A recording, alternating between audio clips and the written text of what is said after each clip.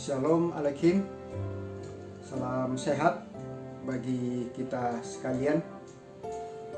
Puji Tuhan bahwa hari ini kita masih diberi kesempatan oleh Tuhan untuk beraktivitas, melakukan kegiatan kita masing-masing. Jumpa lagi dalam renungan harian Kalimbuang Boba Jemaat Lanraki Birikanaya, edisi Jumat 14 Agustus 2020. Mengawali renungan kita pada saat ini, mari berdoa.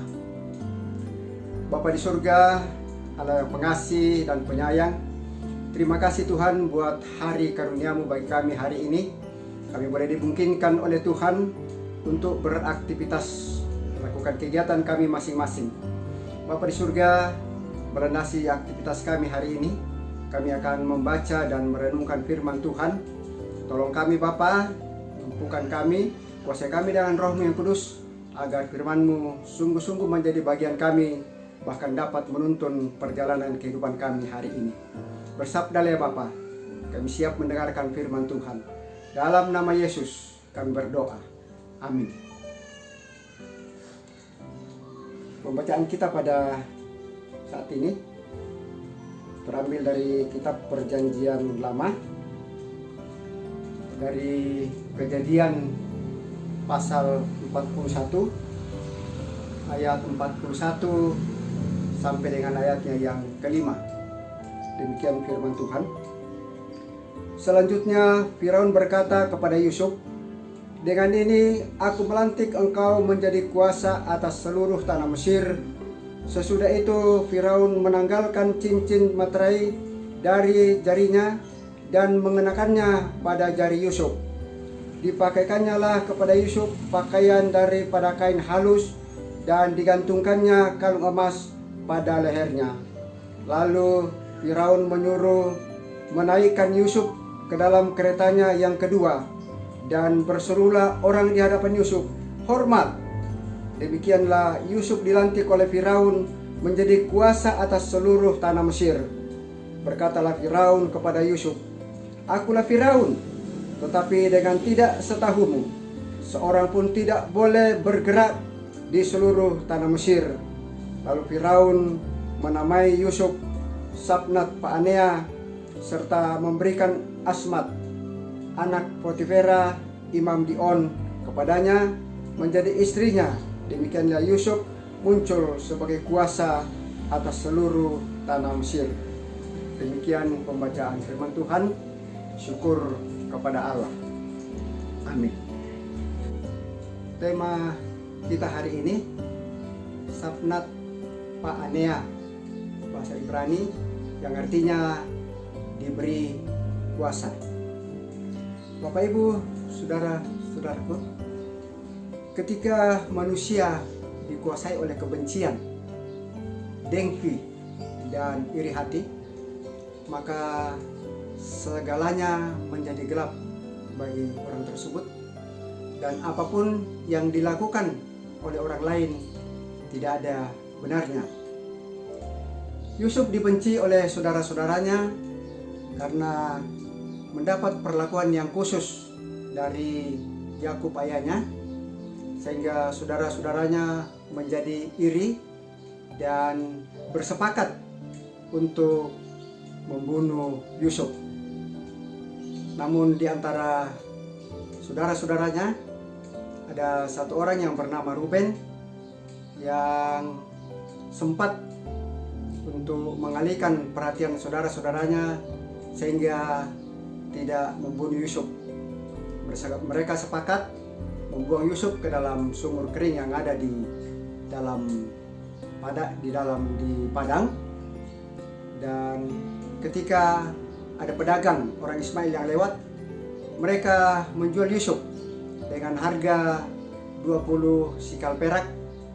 Lalu pedagang orang Ismail ini menjual Yusuf kepada Potifar di Mesir, kepala rumah penjara istana Mesir. Lalu Yusuf dipekerjakan di rumah Potifar dan ia mendapat perlakuan yang baik oleh Potifar. Tetapi Yusuf difitnah oleh istri Potifar sehingga Yusuf harus dipenjara karena perbuatan yang ia tidak lakukan. Ia dituduh hal-hal yang tidak senonoh oleh istri Potifar. Tetapi Yusuf menjalani penjara ini dengan teguh, dengan tetap bersandar dan berserah kepada Tuhan. Dan di dalam penjara ini Yusuf bertemu dengan dua orang yang juga dipenjarakan oleh Firaun, yaitu kepala juru roti dan kepala juru minuman istana Firaun. Kemudian mereka berdua menceritakan mimpinya kepada Yusuf. Lalu Yusuf mengartikan mimpinya, mimpi kedua orang ini, bahwa engkau juru roti istana akan dihukum mati digantung, dan engkau kepala juru minum istana akan dikembalikan kepada jabatanmu semula. Ketika suatu malam Firaun bermimpi, ia melihat 7 ekor lembu yang bangunnya bagus dan gemuk. Kemudian muncul lagi dari dalam sungai Nil 7 lembu yang bangunnya buruk dan kurus badannya, lalu menelan 7 ekor lembu yang gemuk. Namun ketujuh lembu yang kurus ini setelah memakan lembu yang gemuk tidak berubah bentuknya, tetap kurus seperti semula. Lalu Firaun terbangun, ternyata ia bermimpi. Lalu ia tertidur lagi dan bermimpi melihat ada satu tangkai gandum, ada 7 bulir yang bernat atau bernas atau berisi atau yang baik, dan tiba-tiba muncul 7 tangkai gandum yang kurus dan kering, lalu menelan 7 bulir gandum yang baik itu. Lalu Firaun terjaga dari tidurnya dan ternyata ia bermimpi. Firaun merasa gelisah dengan apa yang ia mimpikan, lalu mengumpulkan seluruh orang-orang pandai, seluruh orang-orang yang berilmu yang ada di Mesir. Namun tak seorang pun yang dapat mengartikan mimpi Firaun.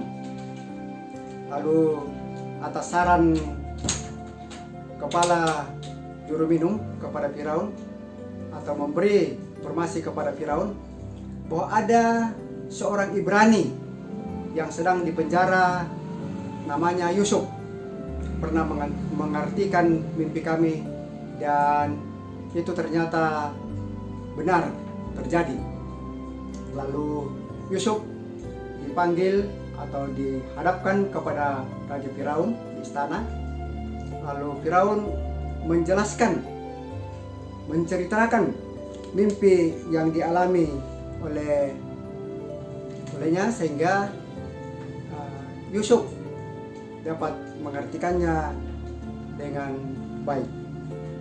Yusuf mengatakan ketujuh ekor lembu yang baik atau yang gemuk itu adalah 7 tahun,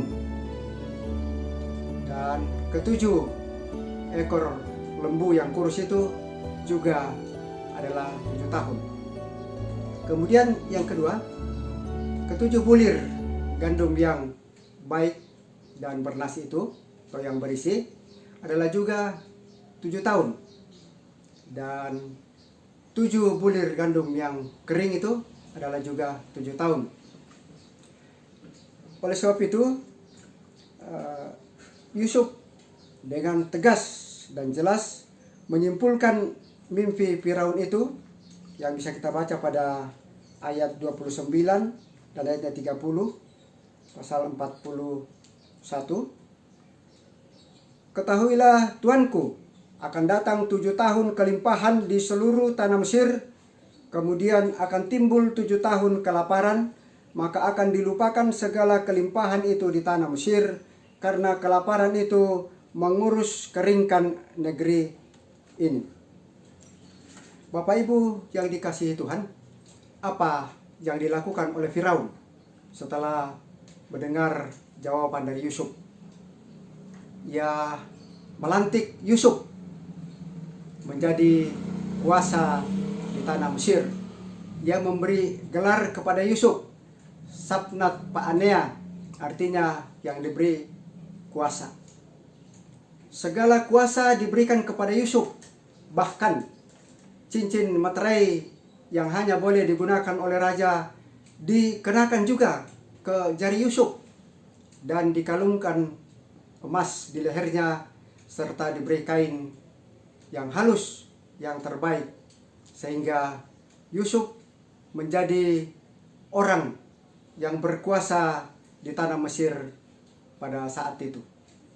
Bapak Ibu yang dikasihi Tuhan, bagaimanapun pahitnya kehidupan ini, bagaimanapun sulitnya pergumulan kehidupan yang kita hadapi,